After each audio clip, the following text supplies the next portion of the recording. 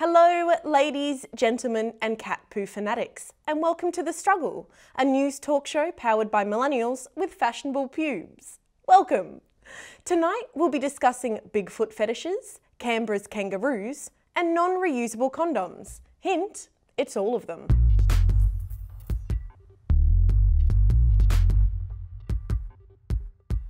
The cat population in Silicon... Wait. I've just got a very important message from our producer. Bush is back, baby. No, not that one. Not that one either. There we go. Finally, ignoring the continuously growing monstrosity in my pants, I meant what I said, is deemed fashionable according to Vogue's Anna Wintour. The fashion powerhouse declared females should hold on to our hair down there. Our lady gardens are deemed sacred once again. Women everywhere can now stop the painful process of waxing, shaving and lasering their lady parts for the 3 times a month they're disappointed in the bedroom. And men can continue doing their half-hearted trim and convincing themselves it's comparable. Here to tell us more is our social media influencer, Alexa Kardashian. The full bush is back, bitches, and everyone wants in on this hot new trend, am I right, ladies? And thank fuck the does the carpet match the drapes innuendo can go die. For those late bloomers, or those with early onset menopause, unable to grow your own? Don't fret, Merkins is available on Amazon. These vag toupees are currently out of stock, so if I were you, I would start makeshifting my own while I wait. I recommend repurposing those extra curly friends hanging on your brows and stash. I'm even selling this bad boy on Etsy, so if you think it's your colour, get in quick. Get yours now, while stocks last. Amazon has covered all bases with the Merkins designs. And yes, that includes all you rangers out there. The Dare to Wear body hair comes in all colours and sizes. We've got the Ginger Minge, we've got the Man Eater, the Landing Strip, and we can't forget the Hairy Mary. And for all of those still on the fence, this has been a long time coming, ladies. Quick fact for your honeys. Back in 2014, that little old brand called American Apparel stuck Merkins on their store mannequins, promoting a more realistic and natural female portrayal. Now that's one for the feminists. Thanks, babies! Follow me on Steam, Trello and Slack! Speaking of unkempt hair and hairy things, the 5th District of Virginia in the US has been in the news for a Bigfoot fetish. I'm sorry, I'm too busy to read that. When I saw something called Bigfoot Erotica. What? And remember, children are watching this morning, Matilda, so keep it clean. Leslie Cockburn, yes, let that name sink in, a Democrat, accused her opponent, GOP candidate Denver Riggleman, of being too devoted to Bigfoot Erotica. Her comment was spurred thanks to this post Riggleman put up on Instagram. Cockburn responded with this. Facing a foot-in-the-mouth situation, and a big one at that, the GOP congressional candidate characterised it as a long-running joke with his military buddies. His now private Instagram account shows he has finally understood that sexual interests are best when left behind closed doors. But is this fetish something to be ashamed of? Our investigative correspondent, Carly Bernstein, was sent to find out how common this fetish is.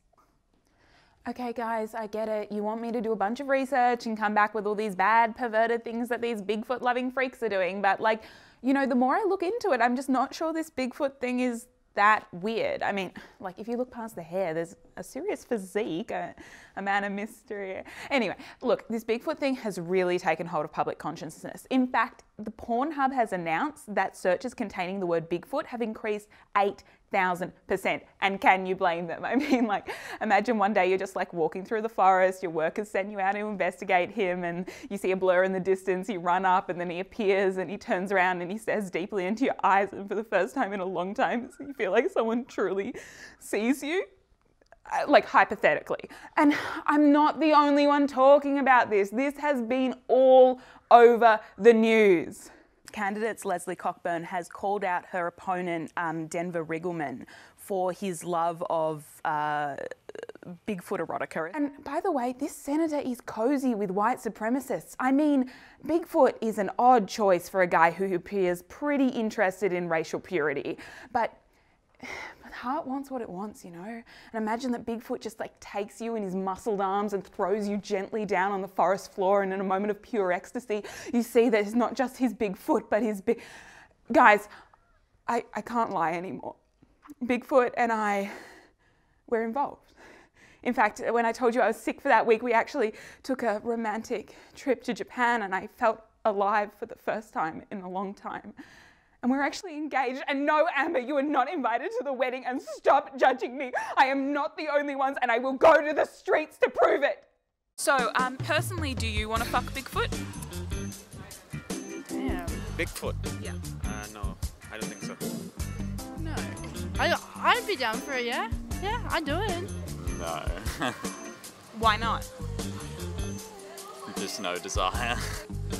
I think so. I think it's the idea like he's like a man, a myth, and a legend, and I reckon that'd be like a good time. You know? Which, if you had to pick a mythical creature, what would be your preference? What's that called? Combination of fish and girls? What's that called? A mermaid. Mermaid, yeah. Okay, that's a cup of tea. A fishy man. Yeah. A fishy. Maybe one of those half horsemen. You know, that's a situation. I don't know what they're called. A centaur. Yeah, maybe. Yeah. Yeah. Sure. Yeah. That equestrian ferocity. Yes, I totally understand. Flash. No, that is a superhero. You know what they say about big feet? Exactly. Yeah. Big shoes. Australia, on the other hand, is subject to beastly invasions, as it seems kangaroos are flocking to the nation's capital at a rate faster than Coles backflipping on their plastic bag ban. The spike in numbers has been attributed to good rainfall and an abundance of food. However, unlike uni students, we know that kangaroos don't just go to places for a free feed. We suspect the kangaroos are simply fed up with our politicians and, in particular, their sporting abilities. Mr. Brown. Sir, he can't bowl, but I hear he's a good catch. No, wrong. And it's not just our former PM who has accuracy issues.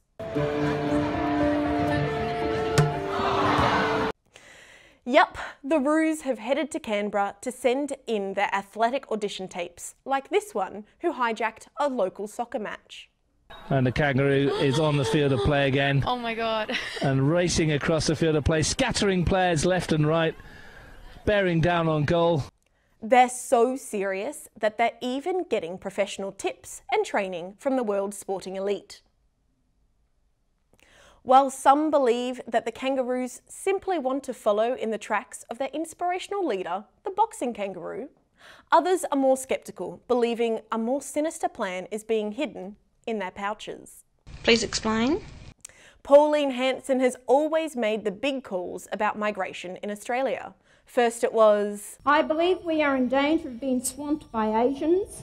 Then it became, Now we are in danger of being swamped by Muslims. But she's missed the threat that's chewing grass in her very own backyard. We're being swamped by kangaroos. They've already got a toehold by being on our coat of arms, and we've given them wings and a passport. In fact, it's estimated that there are almost 50 million of the bouncing boomers in the country.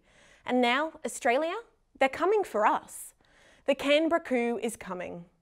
Malcolm out, Skippy in.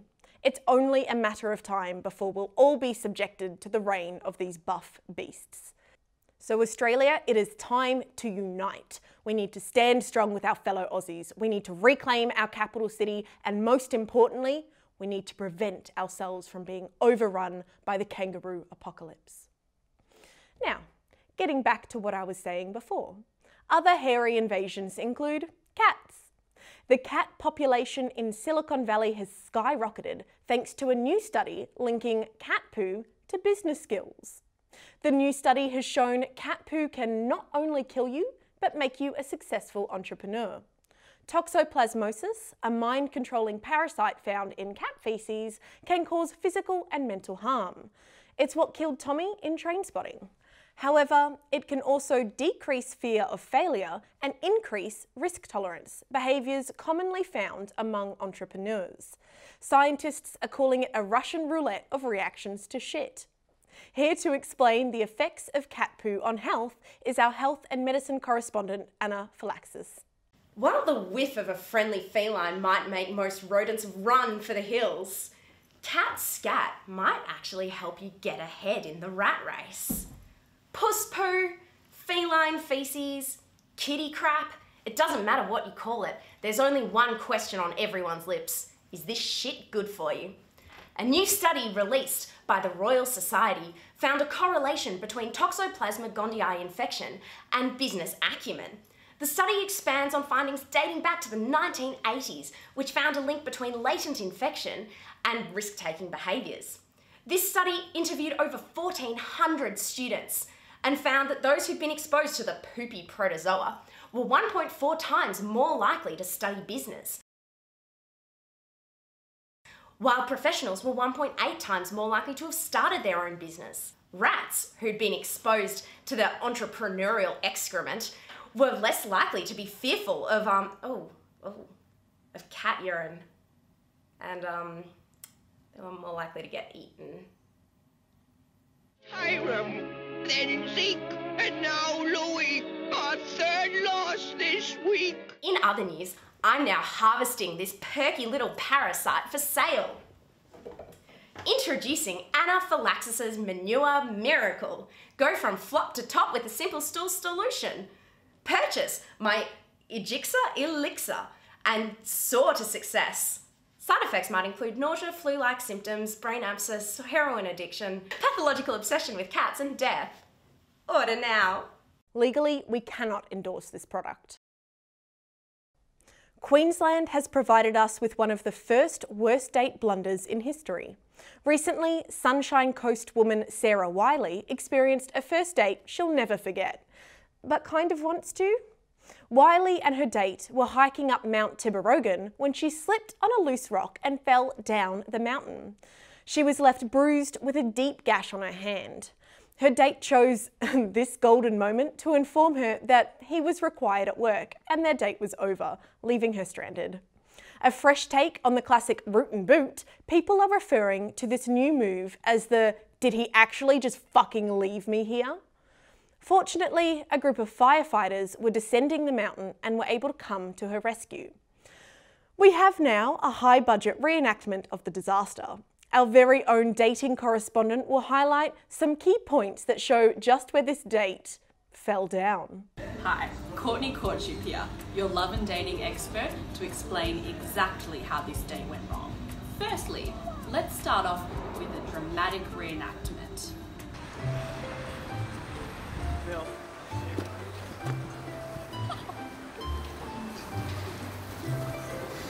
Oh, hey Amber. Oh, you leave me right now in the studio? I have to go. I'm so sorry. I gotta go.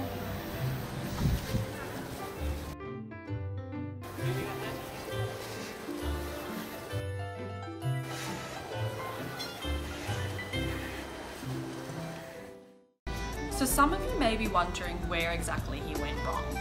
It's subtle, so let's break it down scene by scene. Firstly, the location. A hike. It's memorable, unique, and interesting, but it's also the perfect place for a murder. Stick to a bar. There's less sweat and flattering lightning. She may not need it, but you probably do. Now there's little to be done to prevent her fall, but the man could offer his arm to help her steady herself. Also, he seemed to forget that she's in a lot of pain. His next step, he should be calling an ambulance. What does he do? He answers his phone, a call from work. Have your phones on silent, people. His next mistake? Now, this one's a little harder to spot, so let's take a look again. I gotta go. I gotta go. Did you pick up on that? That's right, he leaves. He's now absent from the mountaintop, having left his date injured and bleeding to death. You know, I can't really see what he hoped to gain out of this, and it's likely he's not going to be able to redeem himself to get a second date. So, what does he do next? Yeah, that's right. He lets the competition have a one-up. So there you have it. Bad location, leaving your date injured on the mountaintop bleeding to death, and then letting a handsome firefighter come and save her. That, my friends, is how you can make sure your date has the worst date ever. Back to you, Amber. Ah, Queensland, setting the bar high as usual. Keeping in the theme of depressing romantic encounters, is it wrong to have a crush on your tutor? Universities Australia recently released a set of guidelines for academic institutions to curb sexual relationships between tutors and postgraduate and honours students. Since the guidelines were released, attendance at universities has dropped to an all-time low. Here to give us more detail on the ban is our legal correspondent Sue Degen. Allegedly, you've got the hots for a tutor. Maybe you swiped right on them on Tinder, maybe they gave you glowing praise on an assignment. Or maybe it's because they're the only person you know who seems to have their shit together. But here's a perfectly acceptable legal tip on how to hook up at uni without getting in trouble. Students, have sex with each other, so long as between consenting adults and does not involve payment, bestiality, or indecent exposure, you should be fine. Write this down. Trust me, I know the law. After all, I did almost pass the bar exams twice. Over to you, Amber. She's all we could afford. Triple J recently completed their What's Up in Your World survey of 11,000 Australians aged 18 to 29. The survey covered a wide range of topics from savings to STDs. We cross now to our millennial reporter, Frida Loader. Frida, you're going to use our intern to highlight the survey's more interesting findings. Thanks, Amber. We have our intern here who's going to be my lab rat for the next couple of minutes. Is that okay with you, intern? Not really. All right, well, let's go. We'll start with our intern's back pocket. Now, 58% of Australians aged 18 to 29 have a net worth of less than $5,000. Amber doesn't even pay me that much. 47% of LGBTQ+ are still in the closet. And 79% suffer from the delusion that they'll one day own their own home. Weed is the most popular choice of drug, and Victorians are more likely to have used ketamine than any other state. Wow, intern. Shame on you. And perhaps the most startling discovery Triple J made was that only 14% of millennials have ever suffered an STD, meaning that our intern here actually had an 86% chance of being clean.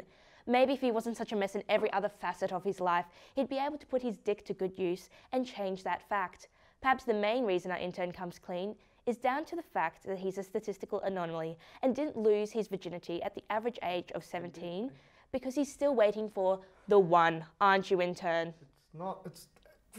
What's wrong with you? It's me. You're still going to be waiting then. Now, another interesting find is that 61% of those surveyed had sent nudes before, with women being twice as likely to receive an unsolicited naked picture, more than men. Now, if we take a look at the intern's phone over here, we can see that he is part of the problem. And... oh my God! Oh my God! It's not my fault. It's seeking arrangement. Oh my God, Amber, back to you. Wow, okay. Back to you. I need to go and like burn my eyes out. We're done here. We're done here. It's not my fault. It's not my fault. Thanks, Frida. We're trying our best with him. Perhaps one reason why Australia's rate of STDs among millennials are so low compared to other countries is because we don't reuse condoms. The Centre for Disease Control and Prevention have had to put out a tweet advising Americans not to reuse condoms. Comments to the tweet include, "Just turn them inside out," "I just suck everything out of them, I don't even need to wash them," and "Does this apply only to your own used condoms or for others as well?" Asking for a friend. Look, United States, I know everyone is always harping on at you to reduce your plastic consumption, but this is taking it too far. Condoms and medical supplies are the two places not to focus on plastic reduction. But look, if you really are concerned, here are a few organic solutions to condoms. A condom made from pig intestine, it's vintage and organic. Just have children, it's definitely worse for the planet long term, but hey, maybe climate change won't be an issue by the time you have to face your responsibility. Or engage in a loving, monogamous relationship where any STDs have been treated. Top tip, come to Australia where the STD rate is low. Speaking of low STD rates, the IT department of Monash has spurred some mad memes thanks to a banner. This banner, put up by the Clayton IT department, revealed the secret project they have been working on since programmers first learnt to touch their computers. Not really. The banner was meant to say, "Find your fit," but a few students let their imaginations run wild. Here to report on it for our Meme of the Week segment is Dat Boy. Here comes that bullshit water. Watch him rollin'. Watch him go. Watch him roll. Since the banner was half unveiled, students are wondering what he was supposed to say. Some brought out their own memes. Not me, some, including the struggle team. Some of the memes said, "Find your feelings with the IT department." No, find your failures with the IT department. That is probably likely. Find your fuck buddies with the IT department. Yeah, I don't think that's happening. Over to you, Amber. Are we on? Thanks, Dat Boy. Sticking with the theme of memes, Vegemite has released its own ad full of them. How do you make Vegemite? Please explain. Well, I'll tell you. You take a bit of this and that, just a swig, a couple of these, but make sure they're big. Put it in a pan or a metal container, add a bit of bite and that's a no-brainer. You need texture and colour and plenty of cheese, add this, add that, and 3 or 4 of these. Yep, all of the above. Yes, yes, yes, yes, yes, spread the love. We've made our own song in response. How do you make Vegemite? Please explain. Well, I'll tell you. To the brand new ad made for Aussie Vegemite for a dark gross spread, your ad is fucking white. You added that drop bears aren't really a thing. Revealing that secret is a huge fucking sin. Using Pauline Hanson is a bit on the nose. She's pretty damn racist as far as it goes. You weren't even Aussie for a long time there. Owned by Bigger Cheese, you're back in Aussie care. For a jar full of salt with just a touch of yeast, you lack real culture. Your ad is catchy at least. That's our show. Thank you so much for watching. Join us next week as we discuss media mergers and the tampon tax. Goodbye from everyone here at The Struggle. It's real.